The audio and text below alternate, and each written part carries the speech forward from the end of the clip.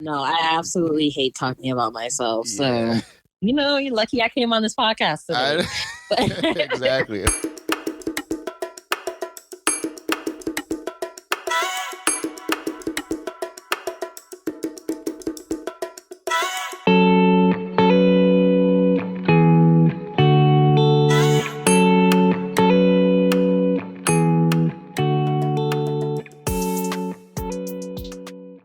Well, thank you for agreeing to do this. I really appreciate it, and officially welcome to Not Another Business Podcast.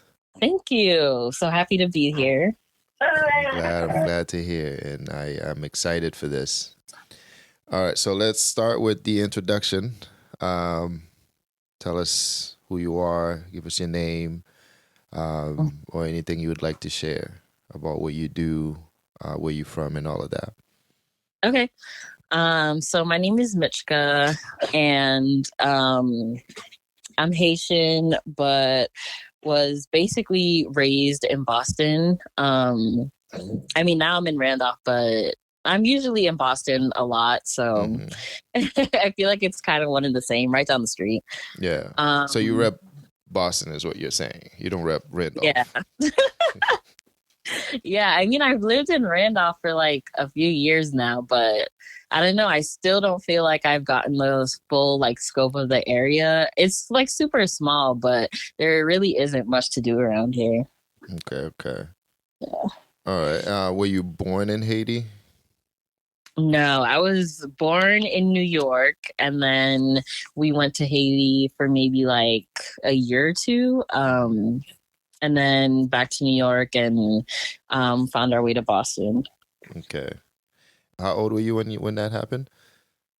I think I was like, I don't know, maybe a year um, or around that. I know I was still pretty young. Okay. So you probably don't even remember any of that, anyways. Not really. There are like certain times where I have like like very vague flashbacks, but for the Hmm. most part, I don't remember. Okay. If you were like 5, 6, I would say yeah, you were probably a bad kid, and they're like, all right, let's get some straightening. Right. You know how they be. Oh, I'm gonna send you to Haiti, but it's usually bluff. Of course, of course. All right, and then what do you do for a living? What do you do currently? So, um, to make money, I was working as a receptionist, but um, I recently left my job just to focus more on my film and writing Hmm. um, career. So, like, for the meantime, I'm doing like temp work here and there just to like sustain um, like my lifestyle. But other than that, I um, now have like the flexibility to put more work and time into my writing and filmmaking ventures. All right, I knew this was gonna be a good episode. So, all right, so tell me, or talk to us about how you got to this point. So, when was it that you figured out you were good at writing, or that you even had an interest in writing? Right. I mean, I would say like I've been writing non-academically since like middle school, but it was more of like you know how like teenagers are with like um just like their Like minor journaling problems that basically, and just kind of yeah, like exactly. expressing their thoughts on paper Right. because So I did a lot of journaling, wrote some poetry, but it was usually more felt more like a hobby kind of Mhm. than anything else. And then in high school I took some AP English courses and I think that's when I really realized that I was good at writing and just like had an interest in literature as a whole. So back then I thought that I wanted to be a novelist. So that's kind of what I went into college thinking about. So I majored in English literature and took like a few creative writing courses along the way. Hmm. Um, but like film really wasn't even on my mind until after I graduated and started pushing out like comic projects and stuff like that. And I would always tell myself, like, oh, that'd be like cool to adapt to a film or a show or whatever. So I think after a while, I was kind of just like, well, I can probably do that myself. And then that's when I really took an interest in screenwriting and film in general. Okay, okay. And what was that transition like going from like, just writing stories, novels and stuff into um like films? So how many did you publish anything beforehand or during that time like after college? Yeah. So after college, I think the first thing I published was a comic that was then called Euphoria. Now I'm calling it Gemini Rising, Mhm. but that was the first thing I published. And then I think a few months after that, I published like a manga and was like in the middle of writing a children's book. I had Say um that again. Oh, I wrote a children's book and had it illustrated, but I didn't publish that one. Um, Why so not? yeah, What before happened?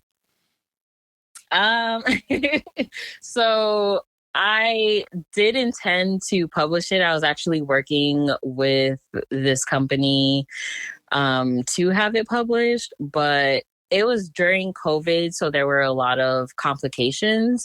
And once I got like the printout for it, it wasn't really what I had. And so I didn't want to settle and kind of just like cut ties with them. So I think eventually I still want to be able to publish it, but I want to do it traditionally and get picked up by a publishing company instead Mhm. of like I can't remember the name for the kind of publishing I was doing, but I was working with a company, but instead of them paying me, I was essentially paying for like and they were new as well, so like I guess it made sense, but yeah. So I was also paying like a couple to like have the book printed and just like all the logistics that go into publishing a book. Okay. Okay. Oh, I hope you do actually end up um, releasing that. So, your first couple of releases, what was that like? Um, you know, what made you say, you know what, I'm gonna go for it? And were there any doubts? Did you Yeah. face any adversities, or anything like that? Yeah, so it was pretty terrifying. And what year um was that, by the way?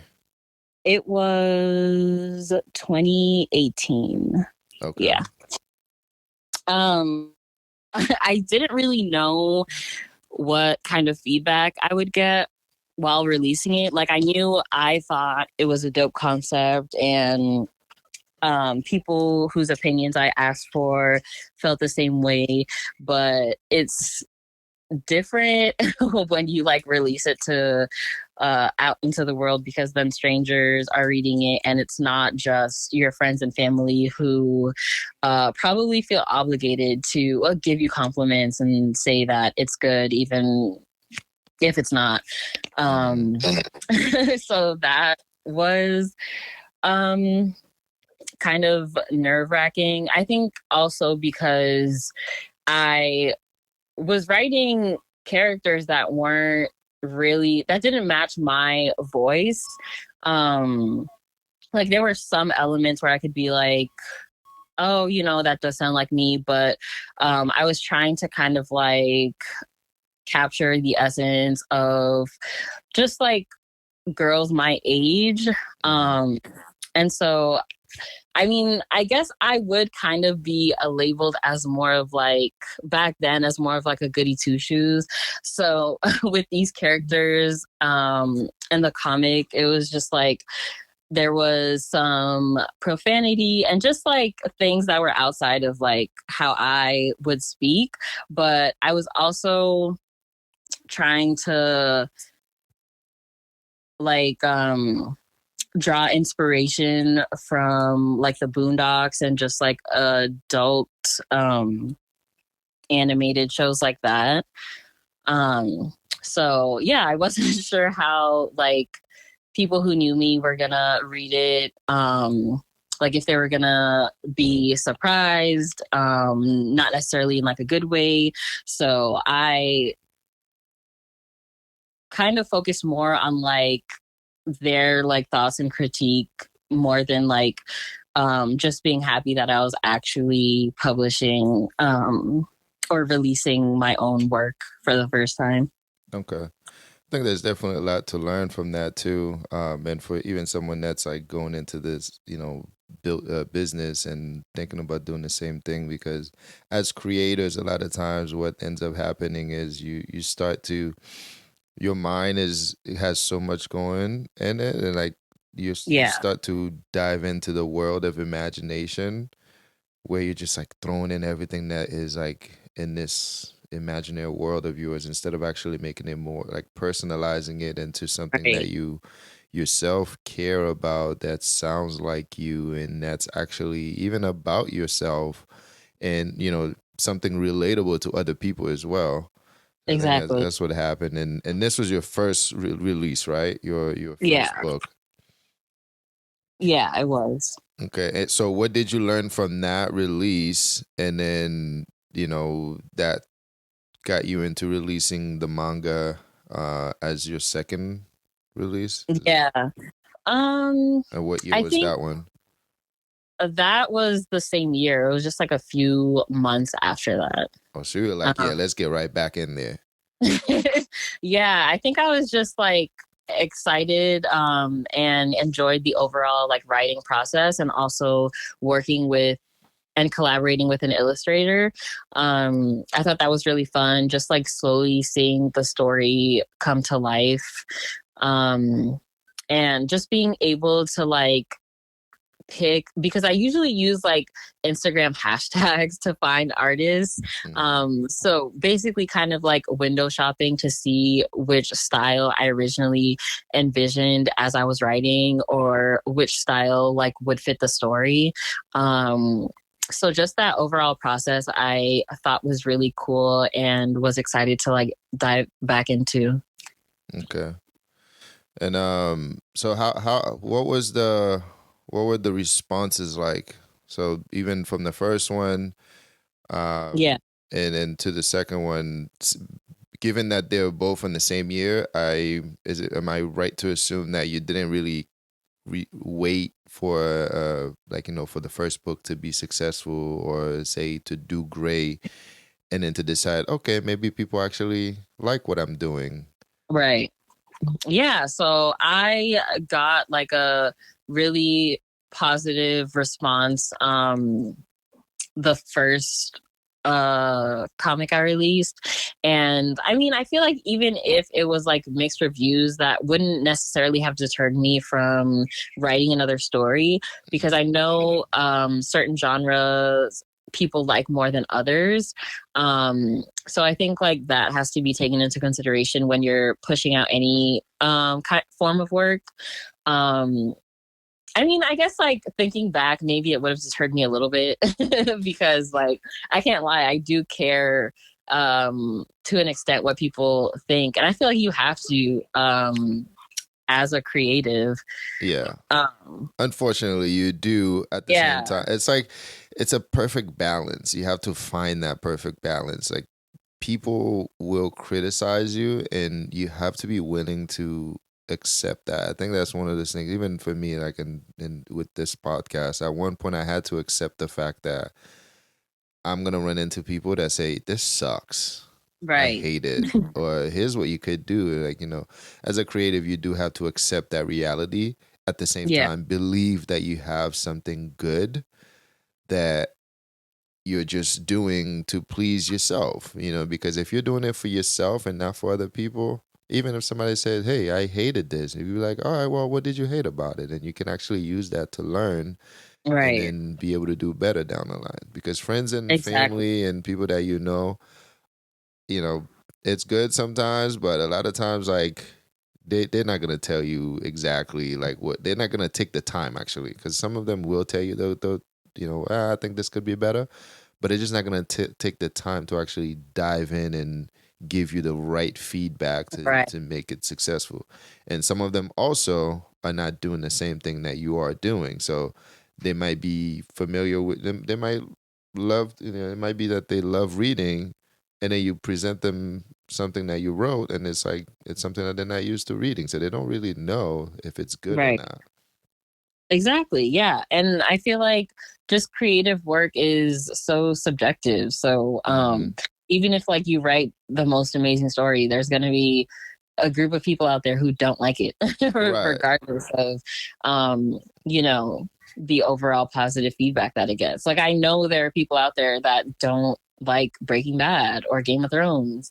And like that's okay. That's just not their style. Mm-hmm. Um, but that doesn't make it any less good. So I think that's something that I had to like learn and process over the years. Okay. So, in 2018, what was life like? Were you in school, working? What was life like around that time? Or even like, Yeah. what So was timing your time? Like, how were you managing your time? so I was like still in school slash graduating. And I also had work. So I was juggling a few different things, but writing a comic and then like paying an illustrator is kind of expensive. Mm-hmm. So it didn't make any sense for me not to work. And I feel like back then I, was working regardless, but it wasn't really like a thing for me to be like, oh, should I be smarter with my money and not spend it on this? Like, I didn't even second guess it. I love that. Whereas, like, yeah, whereas, Yeah. like, now it's just like with more bills and responsibilities, it's like, okay, I kind of want to make this happen, but I have to do it in a smarter way than Yeah. before. But you're still not really second guessing it, because this Right. is like, what you get, if you're not willing to even spend a whole check and just like regret spending it and still love the fact that you did, you're not ready to be a creative or a creator or anything like that. Yeah, exactly. That's one of the fun part about it. Right. And my thing is, I feel like that kind of goes hand in hand with people kind of like talking about how the starving artist era is kind of essential to being a creative. But I mean, I don't necessarily agree with that. I feel like that is romanticized a little too much, Hmm. especially for artists and like actors. You hear a lot of success stories where actors are just like celebrities in general are like, yeah, I was couch surfing for a few years, and I was homeless, but then I Yeah. caught a big break.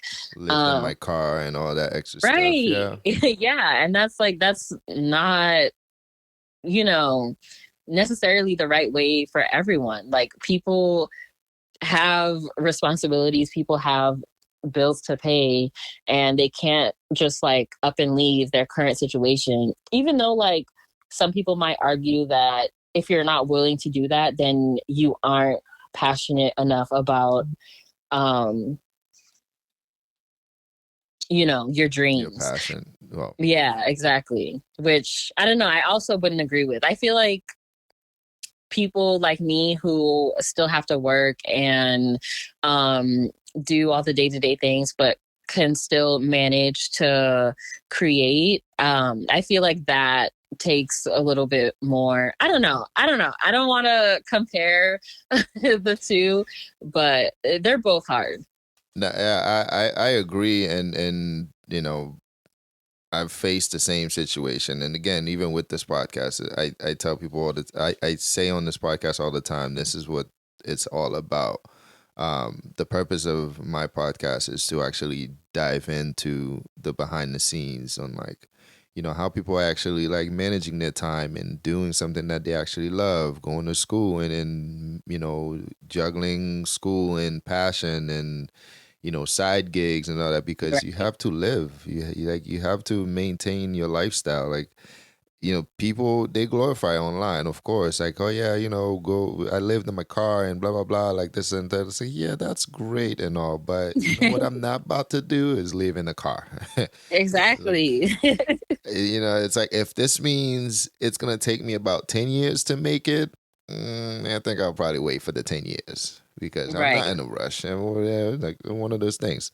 Um, and then people just tell you like, go ahead and spend this money, do this and that and third, and then boom, you're successful. And it's like, yeah, also who's not gonna do that? Me, because guess what? I don't have access to $50,000 right now to go and make an investment and do all these things, or even better yet, like I am very insecure about my work or insecure about myself. I still have doubts, and there's so many things that you face when you're creating things or when you're living in this life in general that people don't really talk about. And I think it's necessary to hear those things. Exactly. Yeah. Yeah. So after the writing, when you decided, actually before we go to that, briefly, so how I want to kind of hear the responses from your parents. Are they both traditional Haitians? Yeah, they're both traditional Haitians.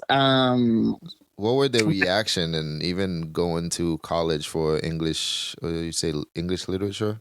Yeah. Yeah, So because my mom, Haitian parents and they're go be a doctor, go be a lawyer. exactly.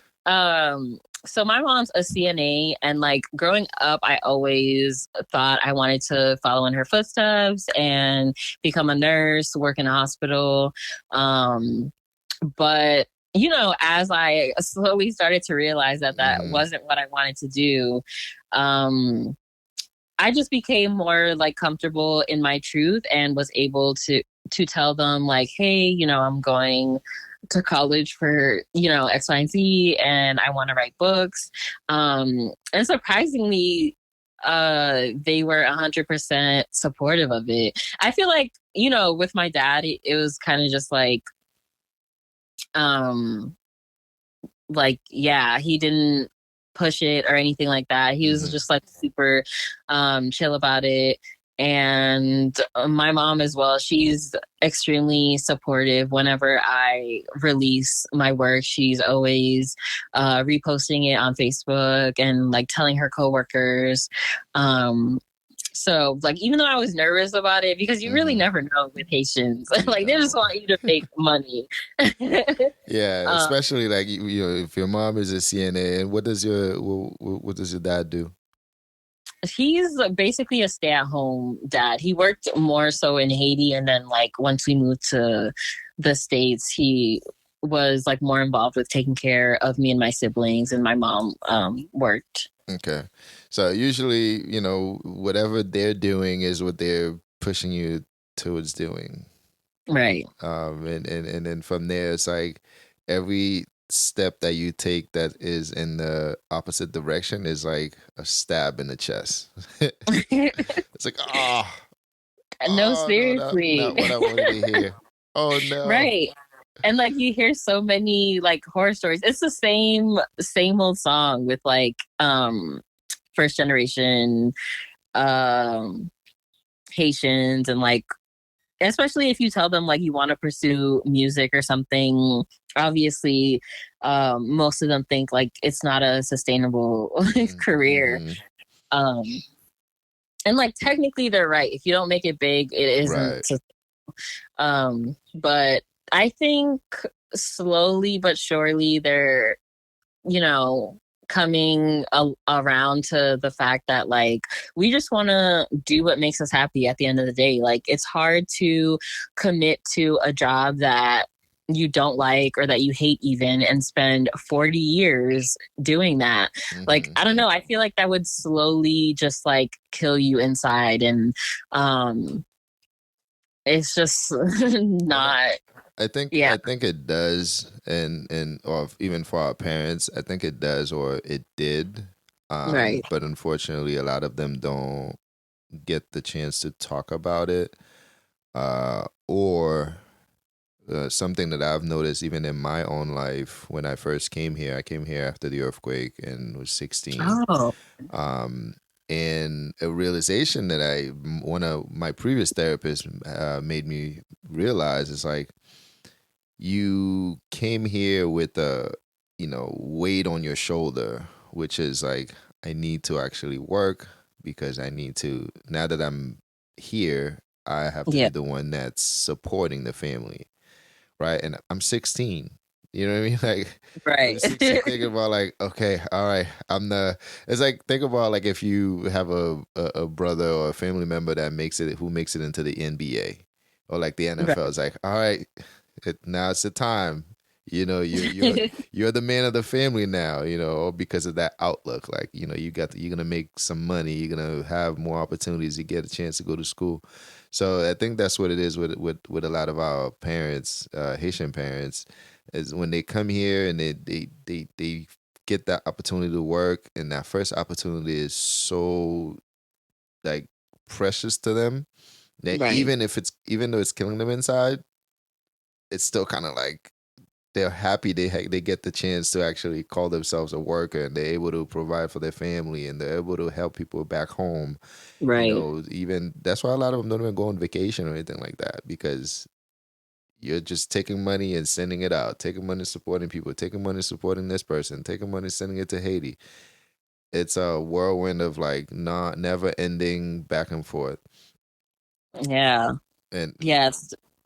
once I realized that, I'm like, okay, that's good to know, because I didn't think of it that way.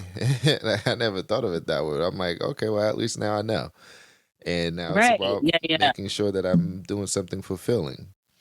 Exactly. And we definitely, it's not that we don't appreciate our parents' sacrifices. Like without them, we obviously wouldn't be here and wouldn't have the opportunity to make our own choices Hmm. and, pursue our passions.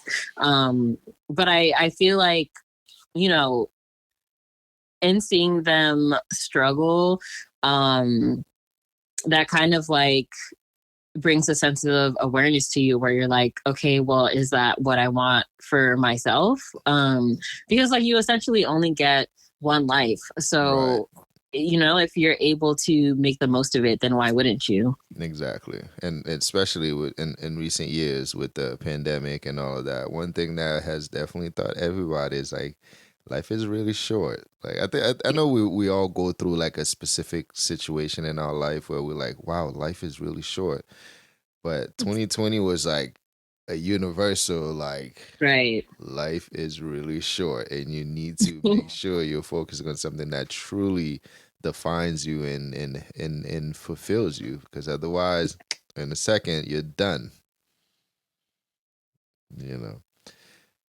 All right, so from 2018, and again, I wanted to kind of hear that side of the story and how your Haitian parents were reacting to all of these things, because we know from history that they're not often supportive of like creative Yeah. careers, right? They don't find it sustainable, and half the time they are right.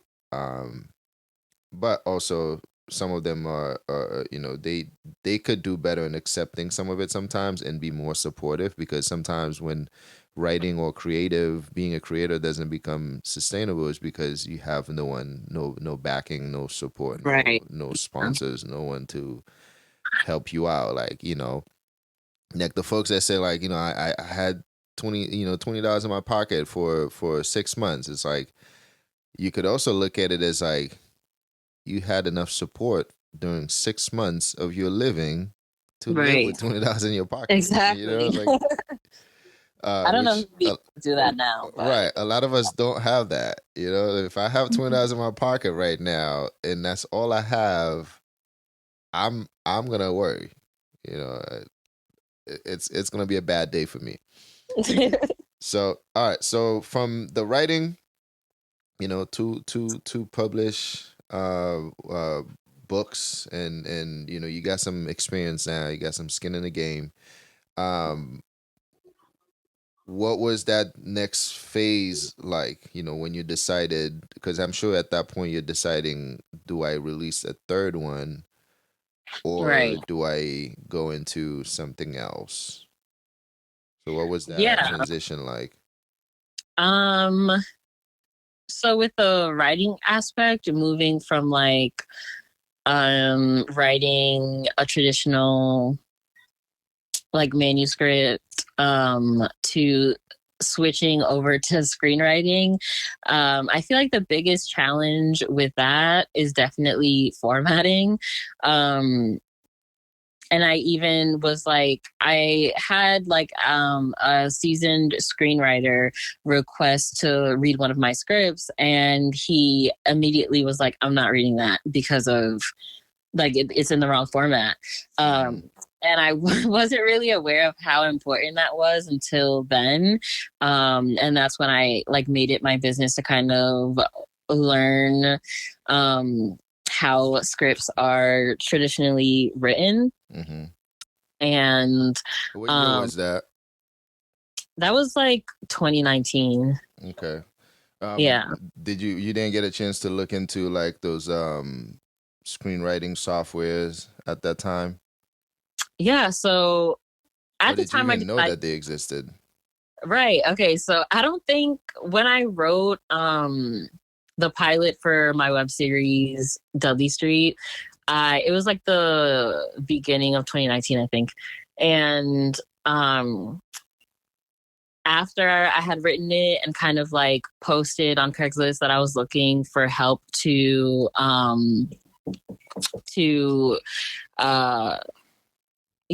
like make it come to life. I Mm-hmm. had a few people reach out that asked to read it. And then one of them, I think he was like living in a different state or something. So he couldn't like directly help me with producing it. But he thought it was like a really good story and decided to like help me convert the format to like a professional like Mm-hmm. screenplay. And I was like appreciative of that, but I wasn't able to, or I guess like I didn't really think to look into it any deeper than that. I started writing like the second and third episode still on like, I don't know if it was Google Docs or Microsoft Word or something. And then I eventually looked into screenwriting software and came across this Mm-hmm. website called Celtex. And then that's what I started using to write the rest of my screenplays. Mm. Good, good. Yeah, Celtex. I always call it Celtics. Celtex is pretty common for screenwriting. And Yeah. I think they were around that. They've been around for a while now. So, explain what Dudley Street is and how you came up with that idea. Yeah, so Dudley Street is a web series about a group of friends who are all creatives in their own regard, and they kind of like use their like hobbies and passions to cope with personal issues that they're dealing with. Mm-hmm. And I don't know, I guess when I realized that I wanted to go into film, um, I think that was around the time, or maybe a few months after, where I had like binged Friends on Netflix. Mm-hmm. Uh, and I was like, okay, well, I feel like I haven't seen a show where um, it's like Friends, except just like a diverse group of people, and there's like a creative element kind of thrown into the mix, Mm-hmm. because I feel like for this generation that's really important, even if you're not a full-time creative, just to have like some kind of creative outlet. Um, so yeah, that's kind of like how that all came to life. And then um I remember around that time as well, I think the whole like, I don't want to say it was like coming to the spotlight just then, but the whole like trans movement, LGBTQ movement, I guess I just became more like aware of it. Mm-hmm. Um, and because it's such a like kind of like a taboo topic in the within the Black community, I wanted to be able to incorporate it into the show, because I feel like what's the point of writing something if it's not gonna make some sort of difference? Shake the table. Right, Mm-hmm. exactly.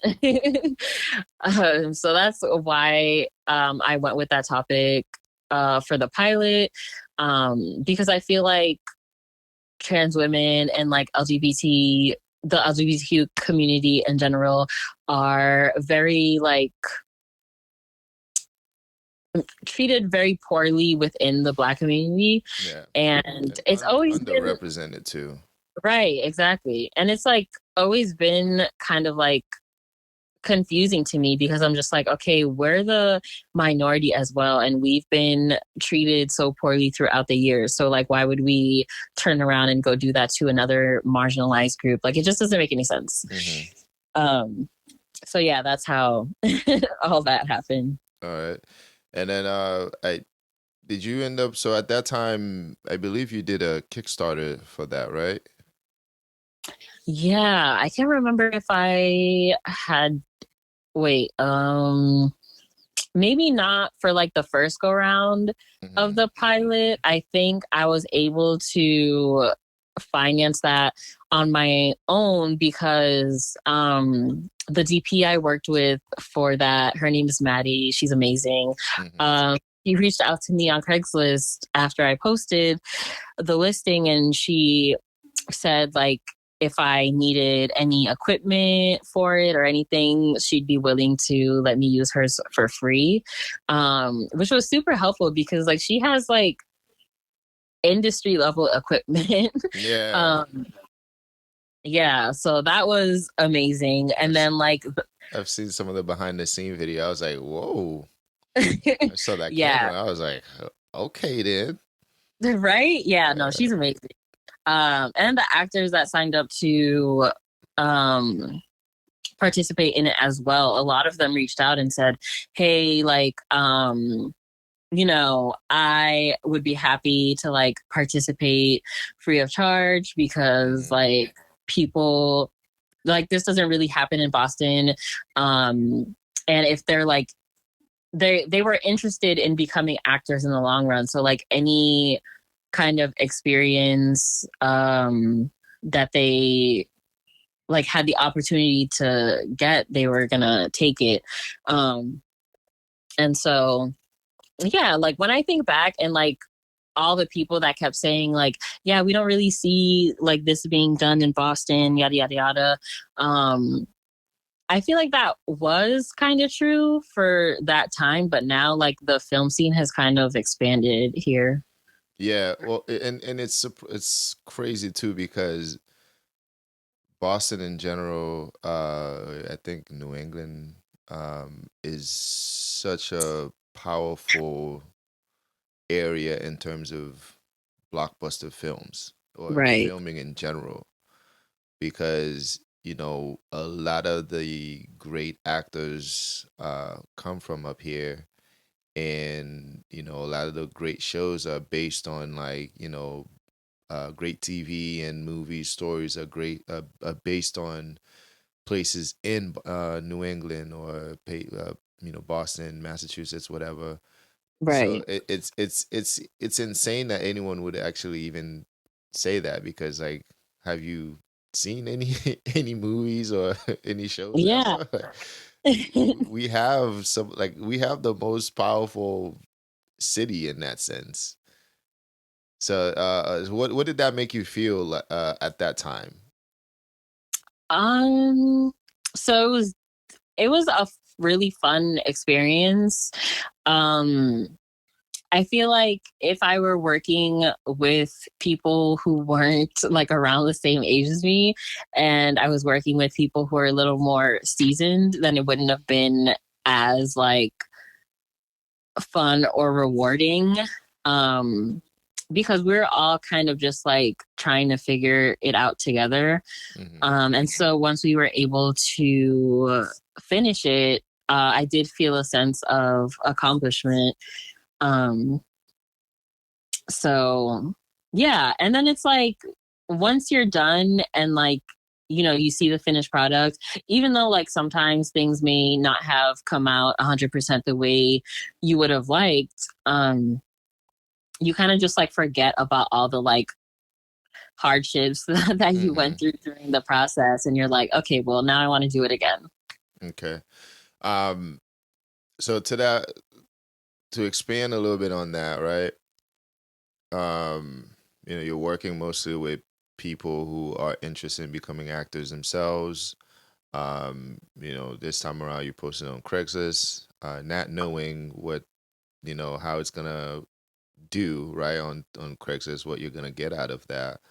Yeah. And then the responses end up being great. So at that point, did you think, or were you already writing episode 2, episode 3, episode 4? You're at what, episode 8 now?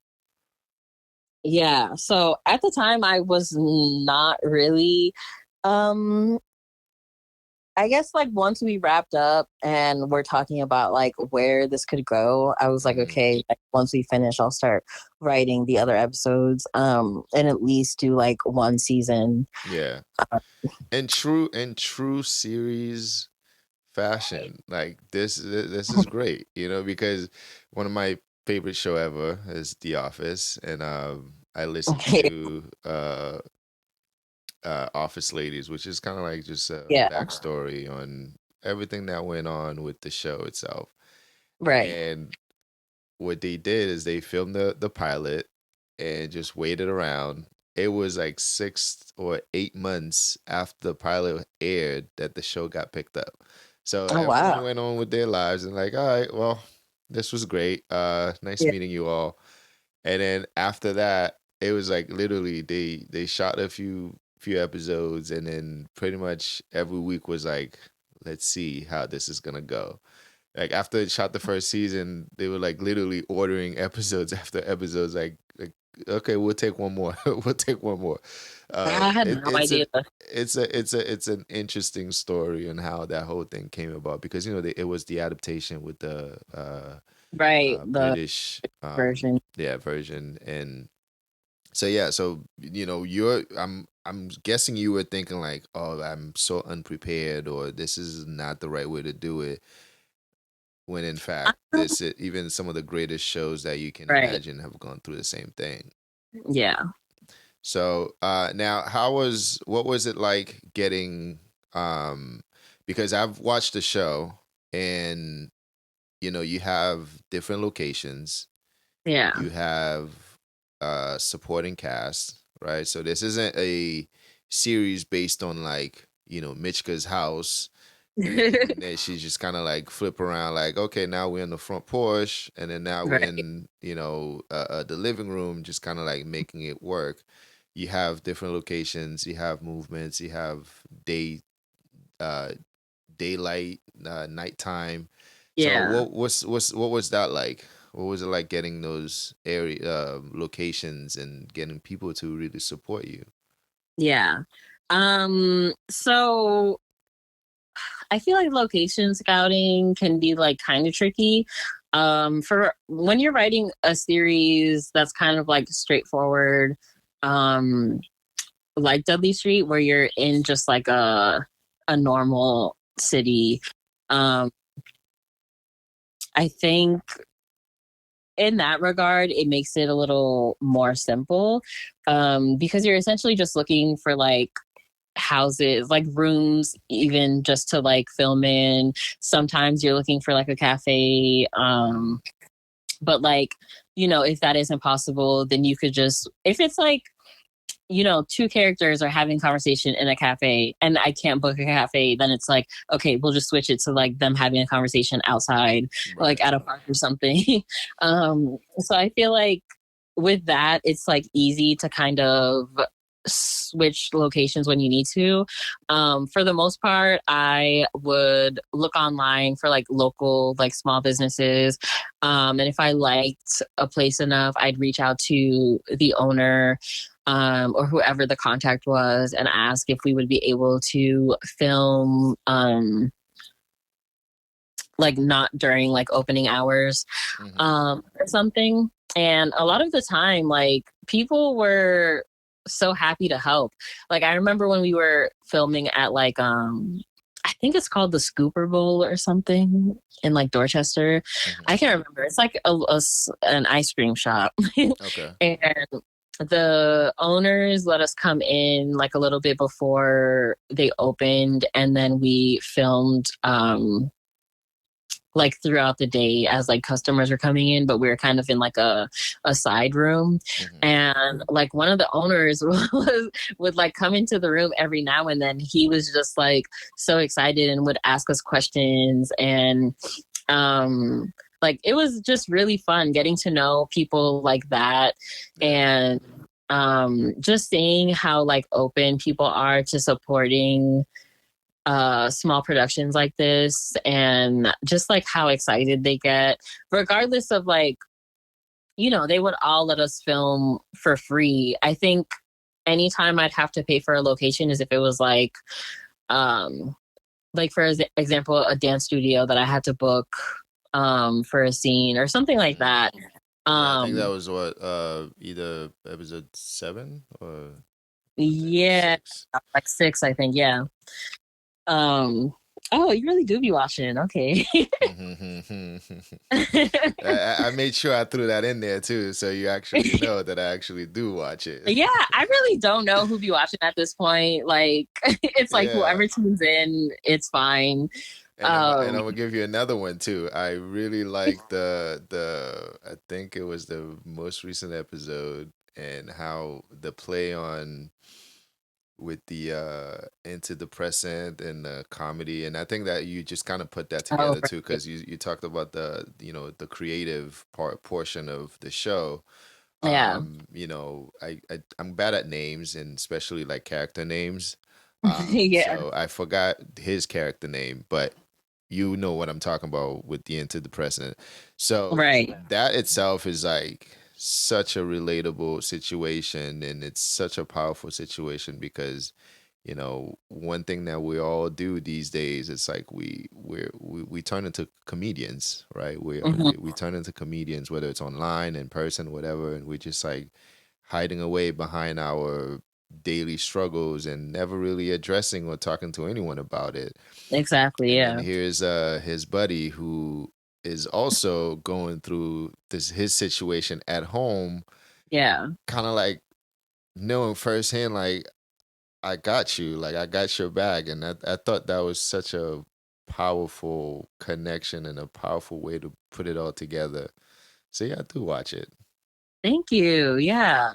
Yeah, I feel like messages like that are so important, especially like when it comes to men, specifically Black men who have been like, Should I have said spoiler alert? I think that might have been. maybe. Yeah, I mean, I guess. Well, it's not like entirely like, revealing too much about the plot, I guess. Yeah, I guess not. Oh well. Yeah, If but that was a spoiler to anyone, I'm so sorry. It's your fault for taking this long for and not watching. Right, exactly. Why aren't you tuned in yet? Exactly. Like support the local productions. Come on. Yeah. So sorry about that. I think I cut you off a little bit. You were saying something? No, you're good. Okay. No, I was just saying that, like, you know how hard it is for Black men specifically to like show emotion or to Hmm. want to be vulnerable in front of people.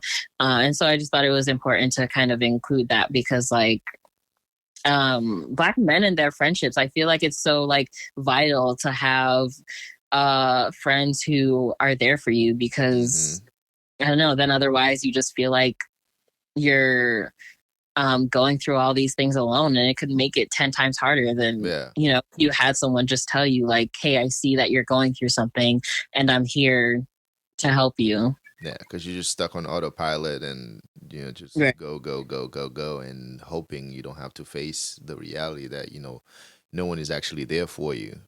Yeah. And I think that that's what makes it 10 times harder because when you do come to that realization, oof, it hurts. Yeah. The therapist, who was that? Is that he definitely looks like an actual therapist. So I don't he know was if he was like that actually good of an actor or right. he was like actually serious because he knows that's his actual job. So he's actually a professor. The actor who plays Gregory, who played his client, he was his professor. I can't remember what subject he teaches, unfortunately, but he's a professor at Bunker Hill. And yeah, like the actor just reached out to him to see if he'd want to, Play um, that role. you know, yeah, play that role because they're like pretty close, and he agreed to it, which was awesome. Nice. And you scripted all of that. Yeah. Okay. Nice, nice. I like it. So what do you what's your what do you hope to get out of like what's the plan now with Dudley Street? So I am done with this series. I cannot continue with it. I feel like it's So just how one of what those things. okay, hold on. Hold Yeah. on. So we're talking one season, Yeah. one and Yeah. done. One and done. All right. And is there more episodes? Yeah. Or So is the there last one that is, everyone watches like that's it, it's done. no, there is a finale. There was supposed to be another episode before this finale, but we unfortunately only got to film one scene, and then I don't know. I don't know what happened after that, but we thankfully were able to film a finale. So there will be like a resolution to the storylines of the season. Um, so that's like currently being edited and hoping that it will release sometime in July. Okay. Okay. Yeah, but I've like moved on to other projects. I just couldn't stay in that bubble. All right. Well, what did you oh, I would love to expand on that. What did you think was kind of restrictive about it? Um, Or I is wouldn't it say, the creative mindset? Because I feel yeah, you in that front too. Um, you know, as a creative, you have so many things that you want to do, right. and so many ideas are popping up. And I'm sure while you're actually like filming, directing, and writing Dudley Street, 15 other ideas popped into your mind. And Yeah. that's what happens with me. It's like with creatives in general, you're creating one thing and you're like, I have this other great idea. Oh my God, this is even better. Like, this is so great. I would love to do this. And then you're like, oh, damn, I got to go back to what I'm currently doing to make sure I'm like, Right. complete. Yeah. So is that what was happening? Like, is that how that That's came about? that's exactly what happened. I think that like after filming this, I realized like I could like go on to filming other things. And because I'm interested in a variety of different genres, like it's not like I kind of just didn't want to limit myself to like the Web drama series box. or Yeah, and like that as well. Um and then I think around the same time that we were still filming Dudley Street, I had created like this animated miniseries and like was going into that. And I'm like, oh, like working with an animator is actually pretty fun. Just like so I'm like, I can experiment with like different mediums, and I don't know, there were just so many different options. And at the same time, I just was kind of tired of um just I don't know. I don't want to say I was tired of Dudley Street. I did have like a few things in mind for season two, Mhm. but just like some of the things that we faced filming, I was like, I don't know if it's like worth going into another season. Um and just felt like there was like so much more potential in writing like other stories, maybe something a little more like complex or um just like within a different like realm. Okay, so just exploring, and I Yeah. think I think that's a good thing. Uh, especially as a creator, and I've listened to this book on Audible a little while ago called um How to Be Everything, Okay. and it really opened my mind on some of these things because we're stuck in a world now that's like niche, niche, niche, niche, Right. niche, like focus on this and like focus on one thing and everything. And then there's me. I'm like, no. Both the stubborn tourist in me and also the overly creative and mind going 100%, 150% every time on like creating Right. stuff. I'm just like, I don't want to do that. You know what I mean? Like, it sounds too much like only way you can succeed is if you go to college after high school. Like, no, you could Right. open your own business. You could go for a trade, or you could work a year or so and figure it out. Like, there's so many different ways to do it. So I think you're definitely on the way, like making the right decision. Yeah. Keeping Dudley Street as a mini series, um, where you explore that realm, and then you go into the animated project, and then you explore that realm, and then Right. you move on from there, and then really get to choose. And I think Gary Vee talks about that a lot of times. Really figure out which one actually resonate with you more, and then pick Exactly. from that. Yeah, definitely. Is Gemini Rising going to be the animated series? So that wasn't the one that I was referring to, but it is one that I'm working on currently. I'm working with an animator for the teaser, Mm-hmm. so that we have like a proof of concept Mm-hmm. um, for the overall show. And ultimately, um, I guess like my main mission was to crowdfund after releasing the teaser so that people could see that, hey, this like there's potential in this show. Right. um and we would be able to have funding to create a pilot, because animation isn't cheap. um Yeah. yeah, so but I think because I'm also working on this other project, which would be like a live action fantasy anthology series. Mm-hmm. I also wanted to create a proof of concept for that as well. And I was like, okay, instead of like doing two different proof of concepts and like trying to crowdfund for both individually, maybe I can just release the two and then um crowdfund for my production company so that we have money to fund both projects instead of just like one over the other. Mm-hmm. And I like that term, production company. Is so what is that what we doing with that? Like, is that something that now is official? You know, you're operating as a production company, right? And the Yeah. funding So, being told by her. So we right. official on that front. I still have to like look into like the legal Side of stuff, like things, trademarking and um, copyright and stuff like that. But yeah, I think for a long time release I wasn't forms and sure. all of that too. Right. Yeah. So it's a lot. And yeah, for a long time, I wasn't sure if I wanted to like make it a legit production company. But I'm like, if I already have like projects under my belt, I might as well.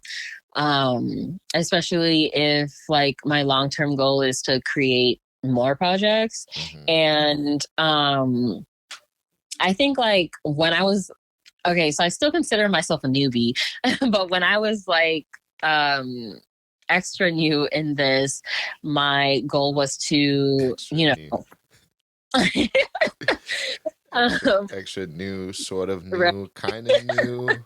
I'm still pretty new. yeah, still like learning the ropes, just like kind of in the middle. I don't know. Yeah, no, I get it. I get it. Yeah. So like my initial goal was to pitch a project to like an already established network or streaming company. But I feel like, and like, this is why people say that timing is so important Hmm. because, like, I would want things to happen so quickly. But I feel like, um, seeing how things have kind of like transpired within the writing and film industry throughout the years, I've kind of been like deterred from going that route, especially now with the WGA strike. Hmm. Just finding out that they don't pay writers well and that writers don't acquire royalties for like um, writing shows for streaming services like Netflix or Hmm. um, things like that. I'm like, Yeah, I was gonna ask why? you, like, if you had any thoughts on that. Yeah. It's wild. Yeah, yeah, super messed up. And speaking of, did you hear? I think yesterday or 2 days ago, the creator for Squid Game is in a Yeah, hell that of he a doesn't pickle right receive now. Like, royalties. at all. That he Which he is absolutely insane. Like that Yup, show did numbers, and to exactly. think that It's a he's billion not. dollar idea now. Like, Yeah, it's worth $1 billion, and they're working on the second one, and then he's not getting anything. yeah, and I don't know. I mean, I'm assuming he already like signed a contract, and Netflix has rights to the second season. But Well, you know what he should do? He should put on his Dave Chappelle hat and actually use right, the support that he has, because I'm sure, as powerful as Squid Game became, yeah, as powerful of a name that it became, I'll support him. Actually, I would definitely support that. Like, I would boycott Netflix 100%. Well, I already yeah. boycotting Netflix. I ended my subscription a little while ago. But yeah, I Oh, think good for you. he should he should definitely reach out and try to get that. I think even with the contract, because it's contracts are so crazy, because even say if he really believed, right, that Squid Game was that big and powerful, Yeah, and he told him, I need 500 M's up front, would they have paid him? Hell no. right, Would this ever become a thing? Hell no. right. So he had to actually like settle for that little, which was like 150,000 up front. And Hmm. he believed so much Absolutely. in his idea, where he's like, okay, you can have it, but if it really did that well, like, give me, at least give me 100 mil, like. Exactly. I don't know. It's definitely like tricky, especially if you're new to the industry. Like you're not gonna know, you Hmm. know, what the right choices are to make.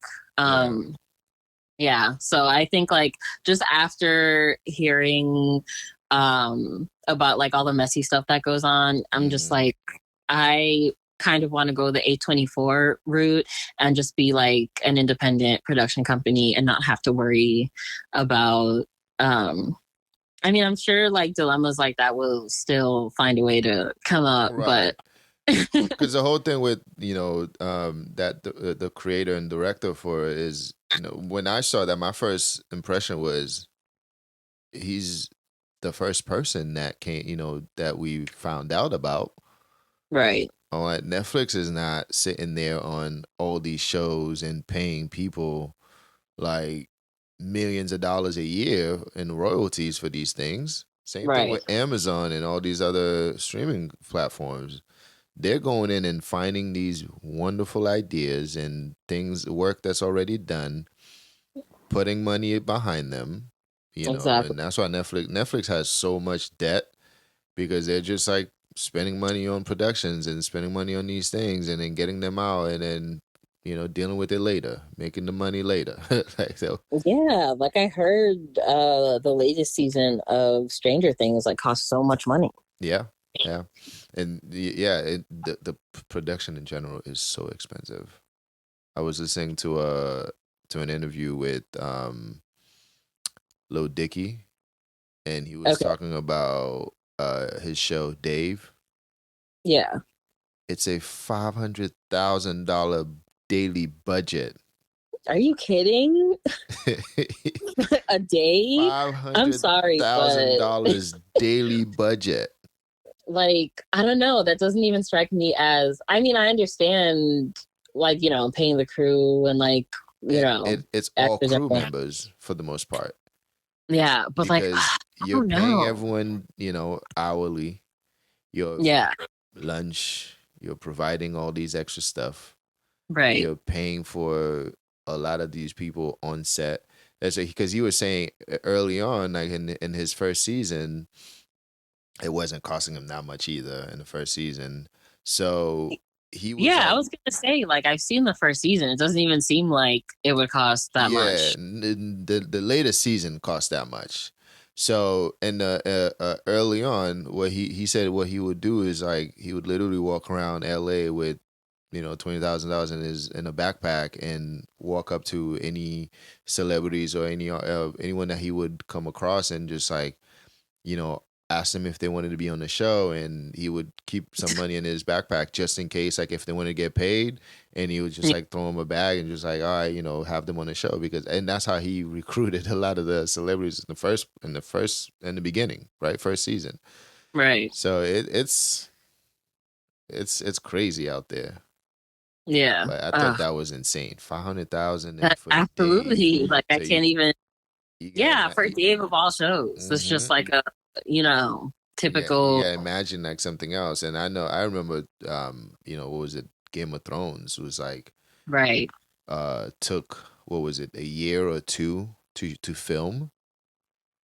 I feel like Because for Game of Thrones, I that's why they were understand. always like releasing seasons like every other year or so. Right.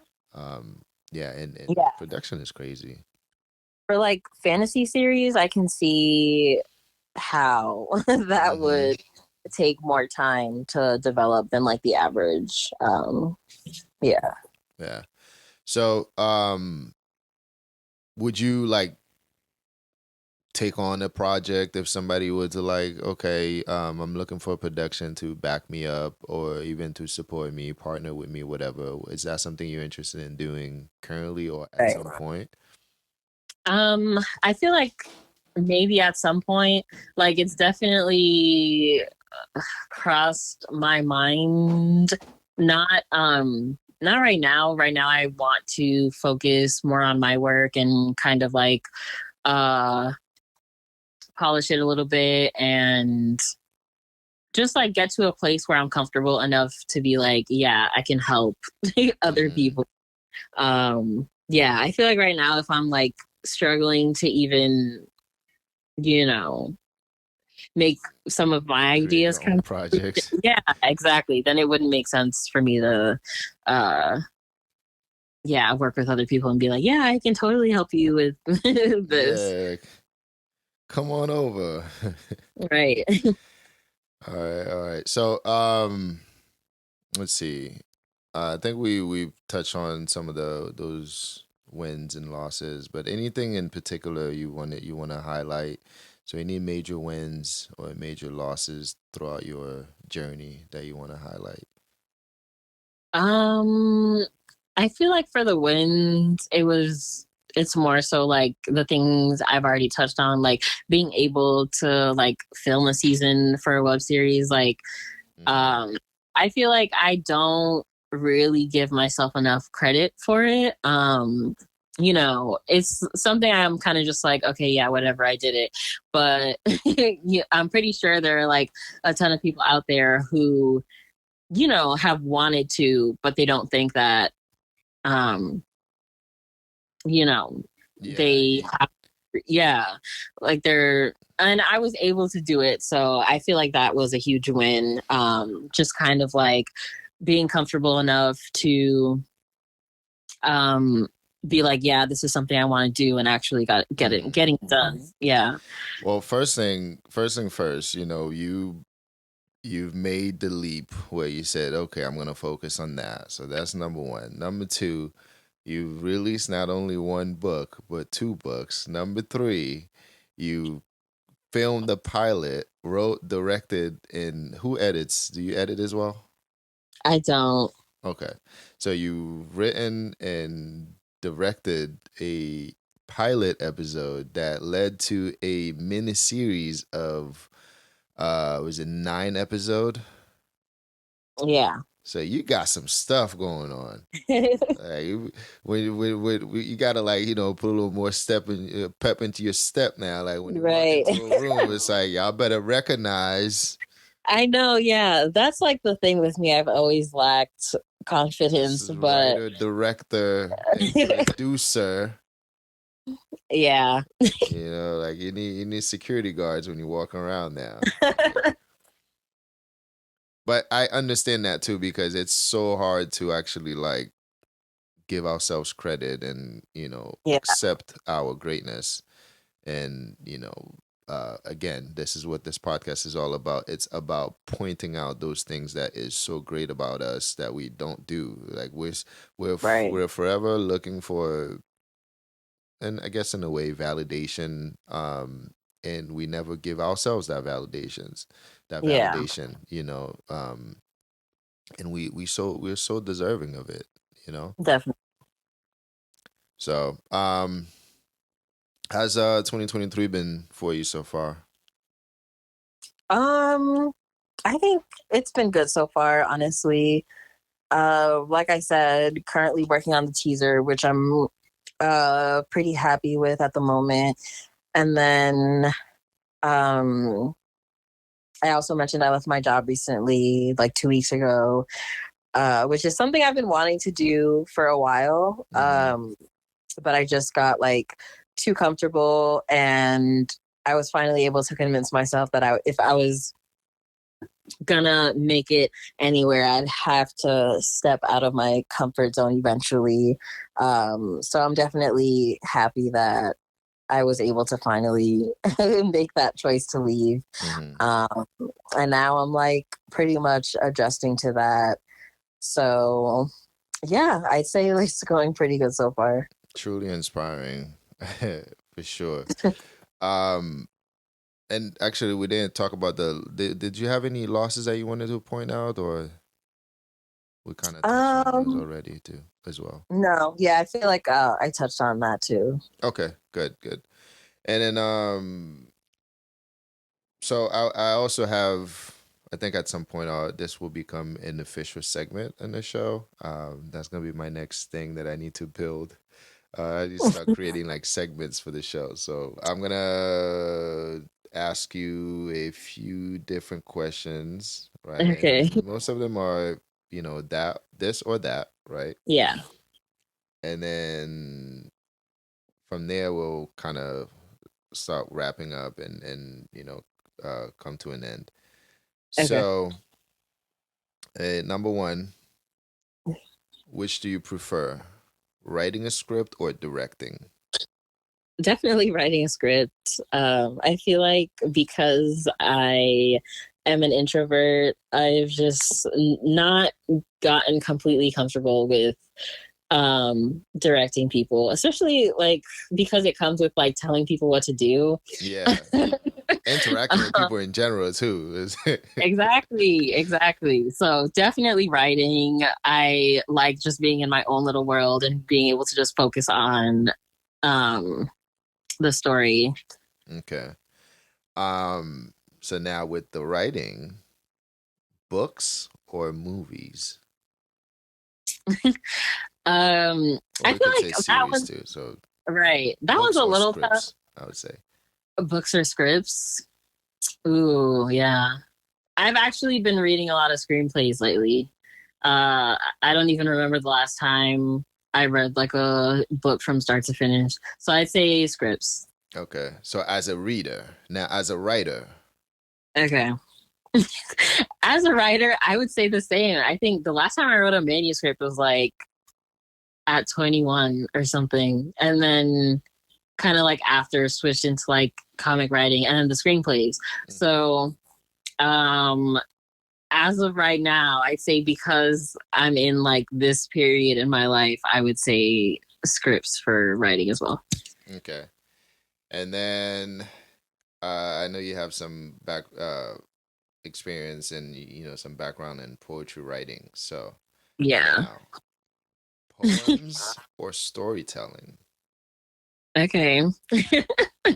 I feel like poetry will always have a special place in my heart. I think definitely because I started as a poet. Um, but I can't even remember last. I don't know. Um, I also feel like storytelling goes like hand in hand with like writing a screenplay. Uh, so I'd Yeah, say that's why I put storytelling. it there too, because storytelling is more broad. Where it's like Yeah, it could be, um, telling a story, and it could still be poetic too. yeah, But I know exactly. poem a lot of times is just kind of like about making it sound pretty, Right. and It's a little restricted yeah. sometimes. I feel like the rules have loosened up a bit throughout the years, Hmm. but yeah, I would still pick storytelling, I think. Okay. Now, I you probably outside of your animation coming soon, or maybe you have actually some maybe you have some experience with this one. Short films or feature films? Um, so like as a person directing or watching? Um, we could do both. So say right now, if you had two projects you wanted to decide on doing, would it be a short film? So we could say 6 to 10 minutes, or a feature film. We could say 45 minutes and up, or 30 minutes and up. I'd say a feature. Okay. Yeah. And then for as a producer, or even a watcher. Right. As a viewer, I would also pick feature films. I recently came across a page on TikTok that is like dedicated to like short film summaries. And Nice. I watched a few of them and they were actually really pretty cool. So I think I'll start watching more short films, but as of now I'd say feature film. Yeah, I've watched some short films in the past too. Like it's almost like it's almost like being in this, we're in 2023 and all that, and then deciding you're gonna go back and watch like black films. Right. It's the same thing. It's like a Yeah. completely different, or even like what they call silent films. Yeah. It's the same thing. It was like it's something fascinating about it Yeah. that I is agree. not exposed and that people don't know about. Yeah. So, all right. Next question. You ready for this one? Yes. thoughts on AI, artificial intelligence. Right. I absolutely hate AI. Like, I just can't get on board with it. Like, even down to like the what was everyone doing? That app with like the AI I art? remember you were like, Yeah, I was yep, like, I bro, remember you what? posting something about that.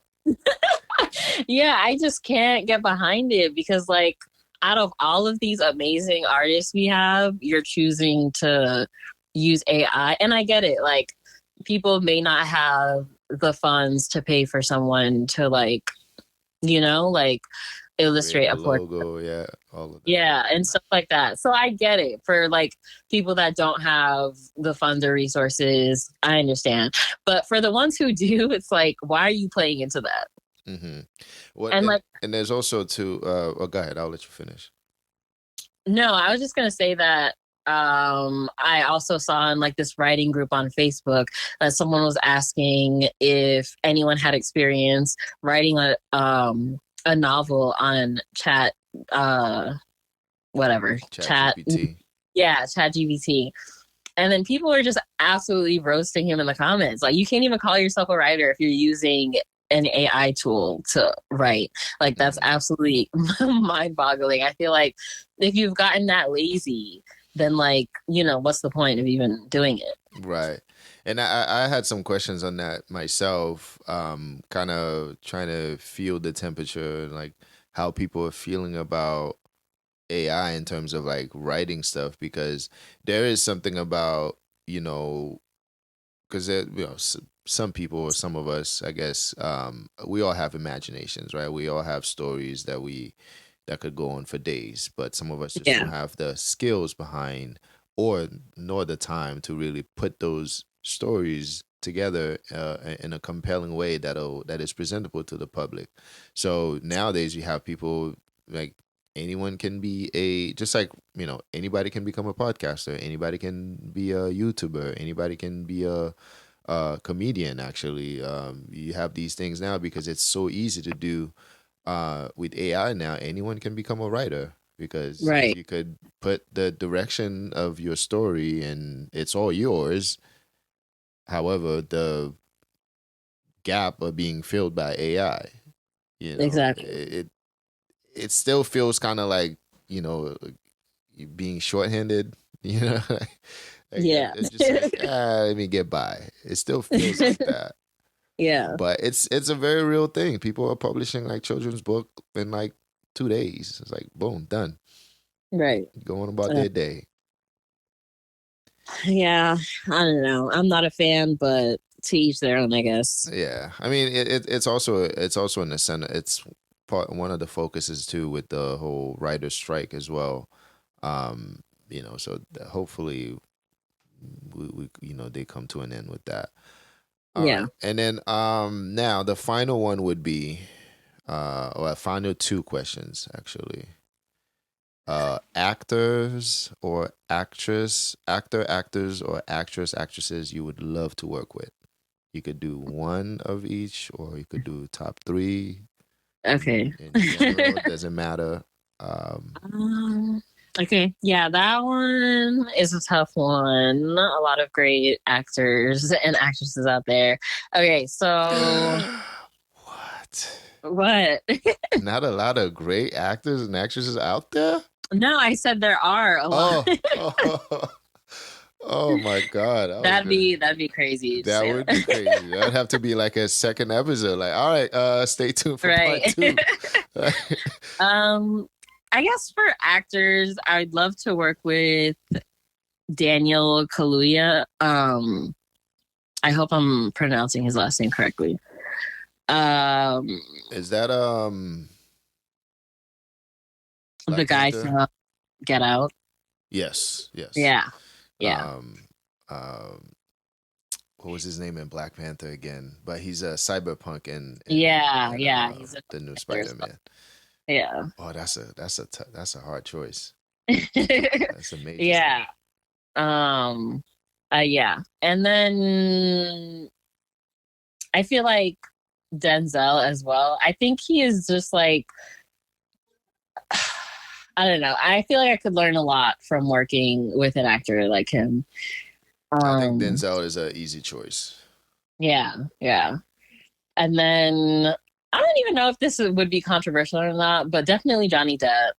Like, he's definitely been in my top. He's just like an all around amazing actor.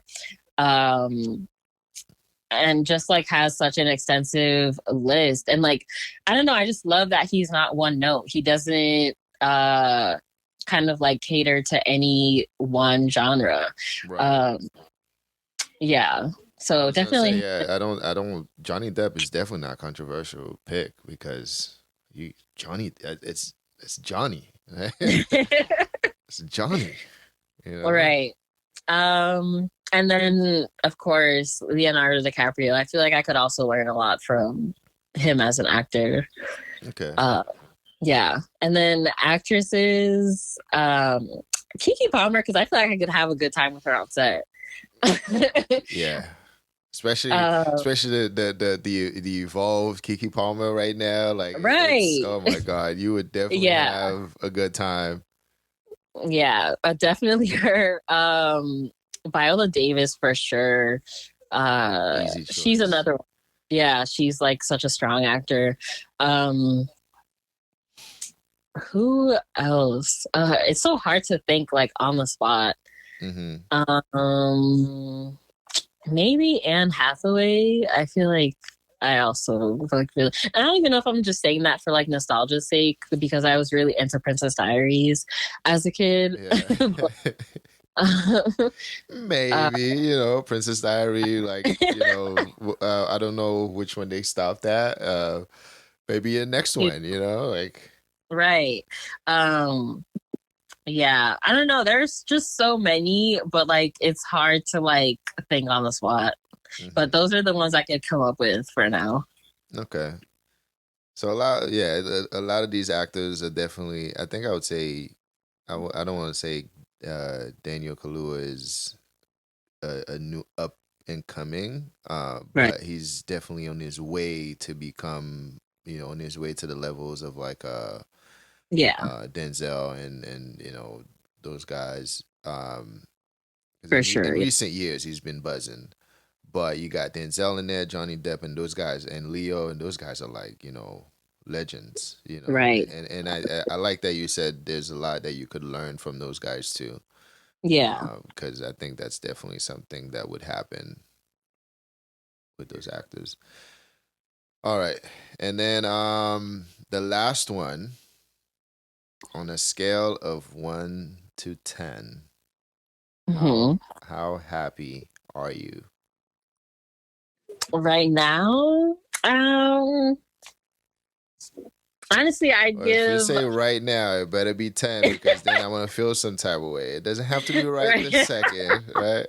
It doesn't have to be right this second. We could, Okay, so just like yeah, generally speaking, I would give a solid like 7, maybe 7.8. okay. Yeah.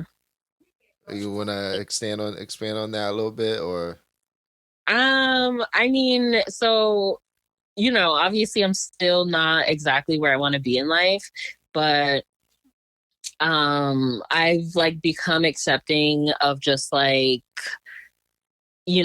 time and how things aren't just like a quick, you know, um I wouldn't say fix, but just like how things don't mm-hmm. happen as like quickly as uh people would like. So I guess I have just done like a lot of learning and growing. So Mm-hmm. like although I'm not where I want to be, I'm still kind of in a place where I feel um just more appreciative of where I'm at and the people around me, just like everything. Like I'm appreciative.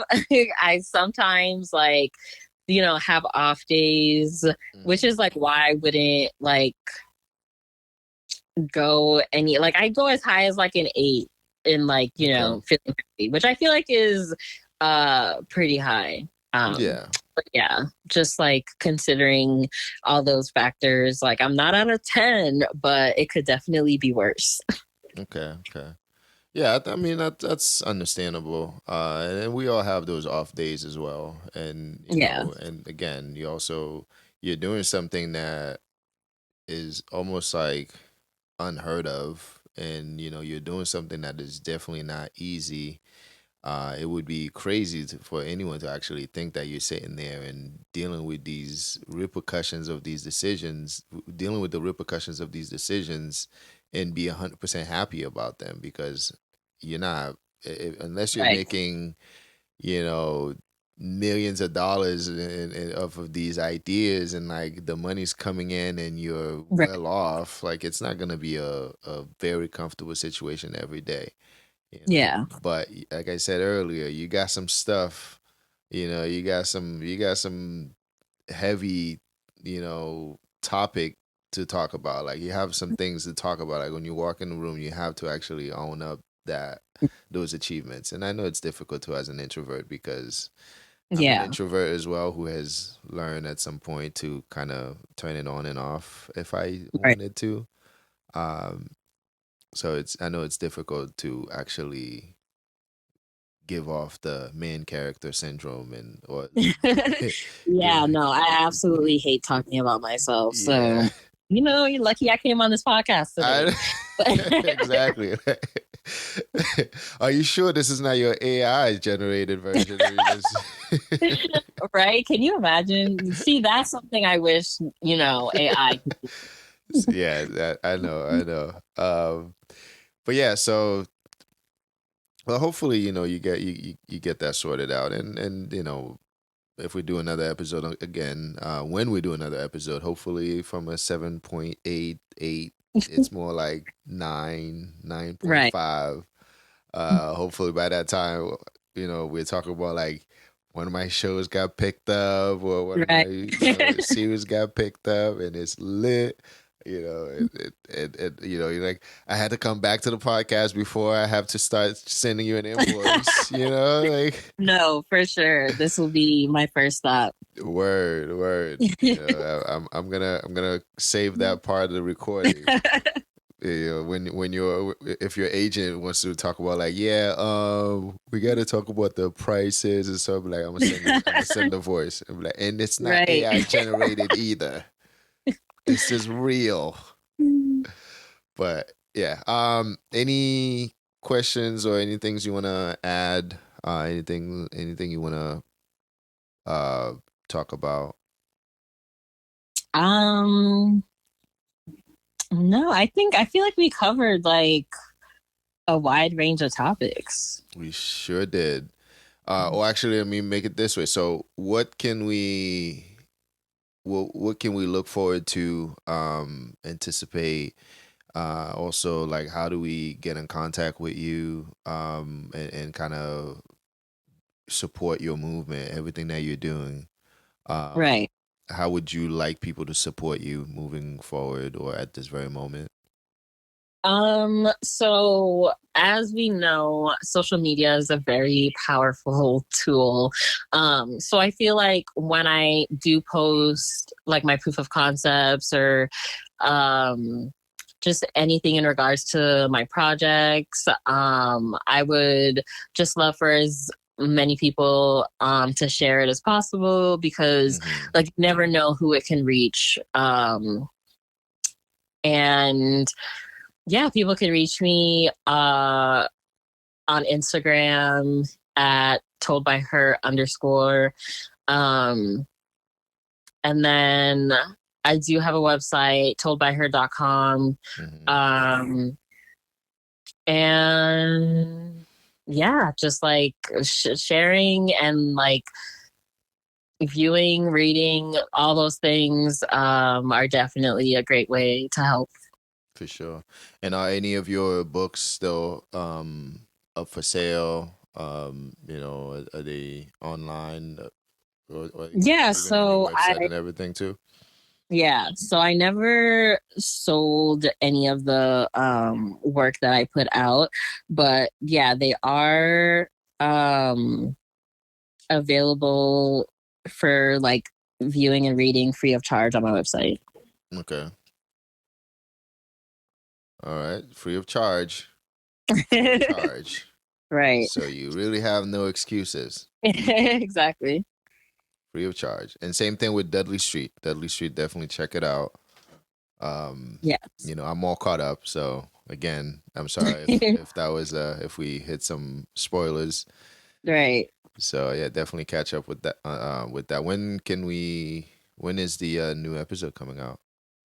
Hopefully sometime next month. If not, definitely before like the end of the summer, like before September. Awesome, love that. Mm. All right. All right. Well, thanks so much for having me on. Thank you for doing this. Thank you for your time. Thank you for being a part of the podcast, Of course. and thank you for the promise episode before or when you blow up actually. Yeah. Thank you for everything. Thank you for the time. This was Of very course. this was really dope. I really Yeah. appreciate that. Definitely an awesome conversation. Yeah, for sure. All right. Anything else you want to add? Um, Support your local creatives. Love that. Love that. All right. Well, on that note, thank you again, and until next time. Yeah. Thank you.